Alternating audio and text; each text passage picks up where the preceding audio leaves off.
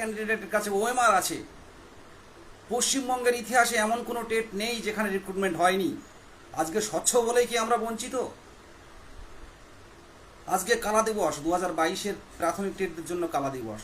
পশ্চিমবঙ্গের ইতিহাসে এমন কোনো প্রাথমিক টেট যে রিক্রুটমেন্ট পায়নি এমন কোনো টেট নেই। এই প্রথম পশ্চিমবঙ্গের ইতিহাসে এই 2022 টেট বঞ্চিত হলো। কিসের কারণে? স্বচ্ছ টেট বলে কি বঞ্চিত? স্বচ্ছ টেট বলে কি বঞ্চিত? আপনারা কমেন্ট করুন। আমরা অনেক বারে পর্ষদ সভাপতির কথা মেনেছি, আমরা শিক্ষামন্ত্রীর কথা আমরা মাথা নত করে শুনেছি। তার পরিণাম কি এটা হলো? আমরা চেয়েছিলাম একটা, উনি বারবার বলছেন যে ভ্যাকান্সি আছে, 50,000 ভ্যাকান্সি আছে, এখন রিক্রুটমেন্ট করতে দিলে এখনই রিক্রুটমেন্ট করতে পারি। সেখানে দাঁড়িয়ে কেন এত বঞ্চনা? এই কালা দিবসে আজকে হবু শিক্ষক প্রতীকী কালি মেখে প্রতিবাদ করছি আমরা। দেখতে পাচ্ছেন না, চিন্তায় স্ট্রোকে মারা যাচ্ছে আমাদের। আর বাকি কি আছে? আর মরেই তো আছে, আর বাকি কি আছে? নতুন যারা টেট 22-এ তো সবাই এক্সাম দিয়েছে, 22-এ সবাই তো টেট, মানে 22-24 ডিএলএড সেশনও টেট দিয়েছে। এত স্বচ্ছ টেট তো বাংলায় ছিল না, হয়েছে। সেই টেটটা রিক্রুটমেন্ট না দিয়ে নতুন করে একটা রেজাল্ট আউট করার প্রসেসে চলে গেলাম। আজকে এই প্রতীকী প্রতিবাদ 2022 প্রাথমিক টেট উত্তীর্ণদের পক্ষ থেকে, এই প্রতীকী প্রতিবাদ কালি মেখে কিন্তু আমি করছি। আপনারা এই প্রতিবাদে অংশগ্রহণ করুন।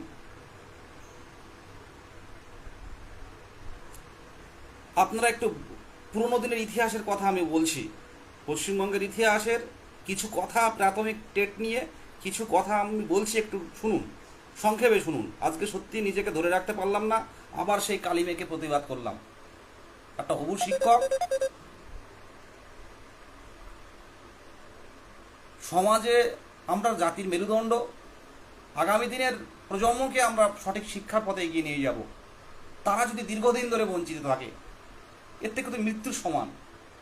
2017 সাল থেকে 2022 দীর্ঘ 5 বছরের রাজ্যে কোনো প্রাথমিক টেট হয়নি।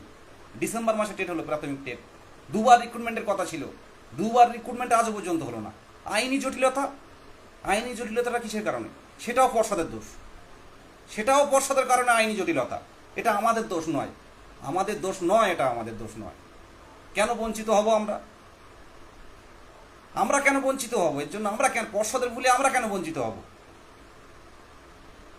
আইনি জটিলতা পর্ষদের ভুল, বিগত দিনে ভুল করেছিল, সেই ভুলের প্রায়শ্চিত্ত হচ্ছে এখন। আচ্ছা, 2022 প্রাথমিক টেট উত্তীর্ণদের বলবো, খুব তাড়াতাড়ি আমরা আন্দোলনের দিন ঘোষণা করব, পথে নামুন। আর যারা এখনো পর্যন্ত বাড়িতে বসে আছেন, বসেই থাকুন। 23 টেটের রেজাল্ট হবে, 24 টেট শুরু হবে। রিক্রুটমেন্ট পাবেন না। রিক্রুটমেন্ট চাই আমাদের। বিহারের পাশের রাজ্যে এত রিক্রুটমেন্ট দিচ্ছে, পশ্চিমবঙ্গে নেই কেন? আজকে কেন সমাজে আমাদের কালি মেখে প্রতিবাদ করতে হবে? এই প্রশ্ন আমাদের মনে আসে না যারা বাড়িতে বসে থাকেন? 23-এ রেজাল্ট দেবে, এই করতে 24-এর ইন্টারভিউ, মানে নোটিফিকেশান আসবে নতুন ডেটের, এই চলতে থাকবে। আর আমরা ওএমআর নিয়ে বাড়িতে বসে থাকবো? আপনারাই বলুন। সত্যি আর থাকা যাচ্ছে না। আজকে এই রাত্রে দেখে মাথাটা মোটামুটি, ইমরানদা যেমনভাবে মারা গেছে না, ওই রকম একটা পরিস্থিতি তৈরি হচ্ছে। মাথার পিছনেই চাপ ধরে যাচ্ছে। কারণ যথেষ্ট চেষ্টা করে বয়স হয়ে একটা স্বচ্ছ টেটে কোয়ালিফাই করলাম। 2014 টেটটা আপনারা তো জানেন, সেই টেট থেকে বারে রিক্রুটমেন্ট হচ্ছে।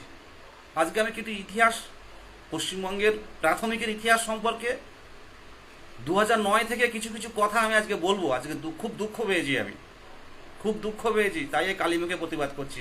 কেউ এমনি কালি মাখে না। আজকে কত যুবক জানেন, ফোন করে তারা ডিপ্রেশনে আছি, এর থেকে সুইসাইড করলে ভালো, আত্মহত্যা করতে ইচ্ছে হচ্ছে। এটা যারা লিড করে তারা জানে জেলার থেকে কিভাবে ফোন আসে। এগুলো এমনি অন্য কেউ বুঝতে পারবে না, কিন্তু যারা লিড করে, নেতৃত্ব দেয়, তারা জানে যে প্রত্যেকটা জেলার ছেলেমেয়েরা কত অসহায় ডিপ্রেশনে ভুগছে। আমরা কাকে জানাবো? একটা নির্বাচিত সরকারকে যদি বারবার বলি, আজকেও শিক্ষামন্ত্রীর সাথে কথা হলো ভোটের পর নিয়োগ দেব, সেটা কোথায়? আজকে আমি কিছু ইতিহাস ঘোষণা মানে ইতিহাস কিছু মানে যেগুলো প্রাথমিকের ইতিহাস আমি কিছু কথা বলবো, বেশি আলোচনা করব না। সত্যি আজ কষ্ট লাগছে, মানে কষ্ট তো এমনই লাগছে, তো হাওয়া করে কাঁদতেও পাচ্ছি না, এই কষ্ট বুক ফাটা কষ্ট, আর পাচ্ছি না, সত্যি আর পাচ্ছি না। 2012 সালে 34,559 শূন্যপদ ছিল। 2012 সালে 34,559 শূন্যপদ ছিল। বেশি কিন্তু কোয়ালিফাই করেনি, নিয়োগ পায় 17,000-এর মতো, 16,000 থেকে 17,000-এর মতো নিয়োগ পায়। আপনারা শুনবেন, 2012 সালে 34,559টা শূন্যপদ ছিল, নিয়োগ পায় 17,000 কিংবা 16,000-এর মতো নিয়োগ পায়।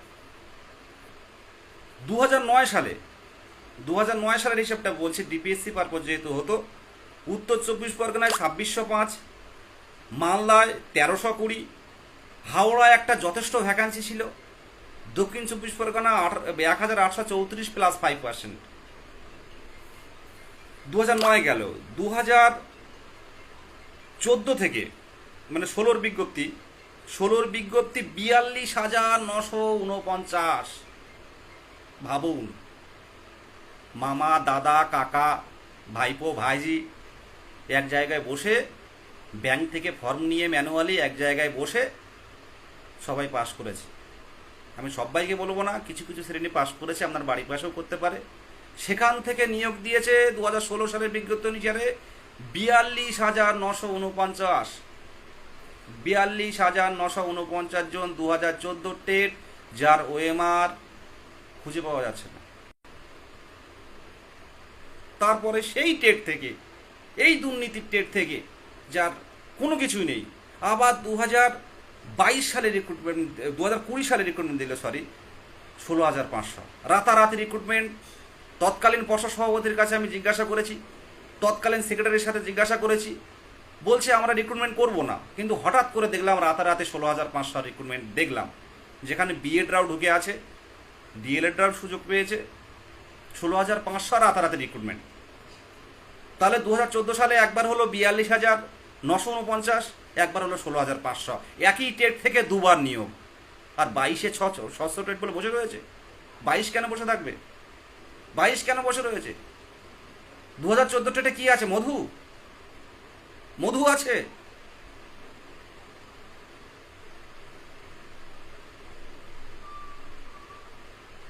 ষাট নিয়োগ করছেন ওখান থেকে। এরপরে আসছে 2022 সালে 11,765, 2017 টেট, যেটা সবার নিয়োগ হয়েছে এবং আর কিছু বাকি আছে। সব টেটের নিয়োগ পেয়েছে, কেউ দুটো পেয়েছে, কেউ সবাই নিয়োগ পেয়েছে। পশ্চিমবঙ্গের প্রত্যেকটা টেটে নিয়োগ পেয়েছে। একমাত্র 2022 টেট, যেটা ফেলে রেখে আবার 2023-এর টেট নিল এবং পরবর্তীকালে রেজাল্ট আউটের কাজ শুরু হচ্ছে চূড়ান্ত পর্যায়ে। আপনারা কি বলেন? এটা বঞ্চনা নয়? এটা বঞ্চনা নয়? কমেন্ট করুন। আর খুব তাড়াতাড়ি দিন ঘোষণা করছি, যদি নিজেকে সত্যি বঞ্চিত মনে করেন, অবশ্যই অবশ্যই রাজপথে আসুন। অবরুদ্ধ করে দেবো, বলছি তো, অবরুদ্ধ করে দেবো। সল্টলেক চত্বর, পূর্ণময়ী চত্বর অবরুদ্ধ করে দেবো। আর পুলিশকে বলবো, আমার লাইভ অবশ্যই পুলিশ দেখবে, পুলিশকে বলবো, দেখুন আপনারা আমাদের কষ্টের কথাটা ভাবুন।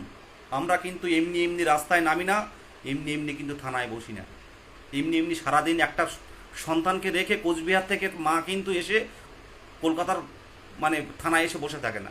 কোচবিহার সন্তানকে রেখে, নিজের শাশুড়ি মায়ের কাছে সন্তানকে রেখে চলে আসবে। এটা কিন্তু এমনি এমনি আনন্দ দেখতে কেউ আসে না। পুলিশকে বলবো, আমাদের দাবিগুলো এর আগেও তুলে ধরেছেন, তারপরেও কিন্তু আমাদের বঞ্চনা বারবার হতে হচ্ছে। আমরা কিন্তু আন্দোলনে যাচ্ছি, খুব তাড়াতাড়ি যাচ্ছি। 23 জেলাকে বলবো, 23 জেলা যেভাবে সংঘবদ্ধ ছিল, যারা নেই তাদেরকে বলবো আপনারা সংঘবদ্ধ হন। আর যারা এর আগে আন্দোলনে যাননি তাদেরকে বলবো, যদি নিজেকে বঞ্চিত মনে করেন আন্দোলন হোক, আর যদি মনে করেন যে না দরকার নেই, তাহলে 23-এর রেজাল্ট হবে, 24-এর টেট হবে, 25-এর মাঝামাঝি গিয়ে রিক্রুটমেন্ট পাবেন, সেই অপেক্ষা করুন। এইটুকু বলার আপনারা লাইভটা যারা দেখবেন অনুরোধ করব লাইভটা শেয়ার করে দিন, দিকে দিকে শেয়ার করে দিন লাইভটাকে, যে 2022 প্রাথমিক টেট উত্তীর্ণ একমাত্র টেট যারা নিয়োগ না পেয়ে তাদেরকে ফেলে রেখে নতুন টেটে রেজাল্ট দিচ্ছে, যেটা পশ্চিমবঙ্গে হয়নি। কেন হয়নি? ওএমআর আছে বলে কি হচ্ছে না? বঞ্চিতরা সুযোগ পাবে বলে হচ্ছে না? যোগ্যরা স্কুলে যাবে বলে হচ্ছে না? না আমরা মাটি দিতে পারবো বলে হবে না? বারবার বলছি সরকারের বিপক্ষে নই, কিন্তু দিন দিন তো আপনারা বঞ্চিত করে যাচ্ছেন। 2017 কোথায় আর 2024 কোথায় ভাবুন তো। একটা রিক্রুটমেন্ট পেতে পারি না। একবার যোগ্যতা অর্জনের সুযোগ, মানে যোগ্যতা প্রমাণ করেছি আমরা টেট কোয়ালিফাই করে, ইন্টারভিউয়ে একটা বার অন্তত আমাদের যোগ্যতা প্রমাণের সুযোগটুকু পাবো না। এটা কি অন্যায়? একটু ভাবুন তো, এটা কি অন্যায়? অন্যায় কিছু চাইছি, কেন কালি মারতে হবে? এই কষ্টগুলো একসময় ব্রেন স্ট্রোক হয়ে অনেকের মারা যাচ্ছে, মারা গেলে একদিন খবরের কাগজে উঠবে, সেটা আমার মা কাঁদবে, আমাদের মা কাঁদবে। আর যারা এসি ঘরে বসে এইসব নিয়মগুলো তৈরি করছে তাদের মা কাঁদবে না, তাদের মায়ের চোখের জলের মূল্য আছে, আমাদের মায়ের চোখের জলের মূল্য নেই। কিন্তু একটা নির্বাচিত সরকারকে কিন্তু কর্মসংস্থান দিতে পারবে না, সেটা কি আমাদের কাছে কি এটাই মানে অভিপ্রেত? সেটাই জিজ্ঞাসা করছি। আপনারা এটাই প্রশ্ন করুন, আর এই লাইভটা প্রত্যেকেই শেয়ার করুন। আর খুব তাড়াতাড়ি আমরা 2022 প্রাথমিক টেট উত্তীর্ণ, 2022 প্রাথমিক টেট পাস ডিএলএড ঐক্যমঞ্চের পক্ষ থেকে আমরা পথে আসছি।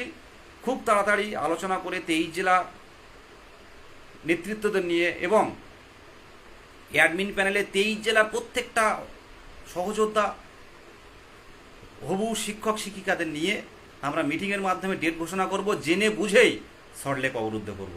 আপনারা রেডি থাকবেন, রাত্রে কিন্তু থাকবো, আমরা রাত্রে থাকবো। হয় মারো নয় আমাদের কিছু দাও, অস্তিত্ব হারিয়ে যাচ্ছে, মেরে দাও, না হলে আমাদেরকে কর্মসংস্থান দাও, একটাই কথা। কারণ আর কিছু হারানোর নেই আমাদের। দাঁতে দাঁত চেপে প্রতিজ্ঞা করুন, মানসিকভাবে প্রস্তুতি নিন, খুব তাড়াতাড়ি আবার আসছি। সবাইকে সংগ্রামী অভিনন্দন, সবাইকে সংগ্রামী অভিনন্দন। লড়াই করুন, কেউ লড়াই থেকে হেরে যাবেন না, কেউ এই রেজাল্ট দেখে কেউ নিজেকে হারিয়ে যাবেন না, পৃথিবী থেকে হারিয়ে যাবেন না। অনেকেই ডিপ্রেশনে আছেন, অনেকে টেক্সট করছে, আমার দেখা সম্ভব হচ্ছে না, তবু বলবো সামনের দিনে অবশ্যই আমাদের হকের দাবি ছিনিয়ে আনবো। আপনারা লড়াই জারি রাখুন, কেউ জীবনযুদ্ধে হারবেন এই কথাটুকু নিয়ে আসবেন না। আপনার হকের দাবি, যোগ্যদের দাবি, সেটা ছিনিয়ে আনতে হবে। কারণ এটুকু ভাবুন, পর্ষদ বলুন, ডিপিএসসি বলুন, বিশাল বিশাল ইমারত বলুন, যদি সাধারণ চাকরি প্রার্থীদের, যোগ্য প্রার্থীদের যদি কর্মসংস্থান না হয়, কি মূল্য আছে বলুন? কত স্বপ্ন তো দিনের পর দিন হারিয়ে যাচ্ছে। তাই বলবো লড়াই জারি রাখুন। সংক্ষেপে বলে শেষ করলাম, সংগ্রামী অভিনন্দন।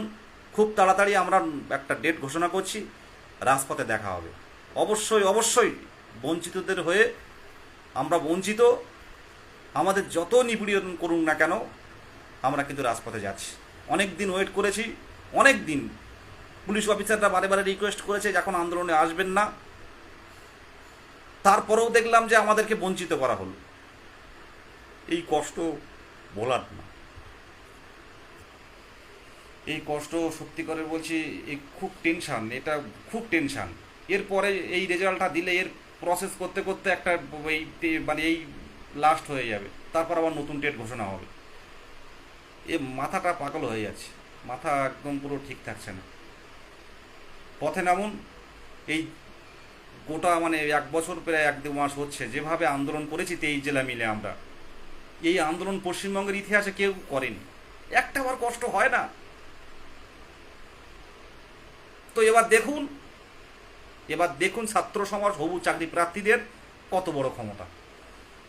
পথে আসছি, দেখা হবে।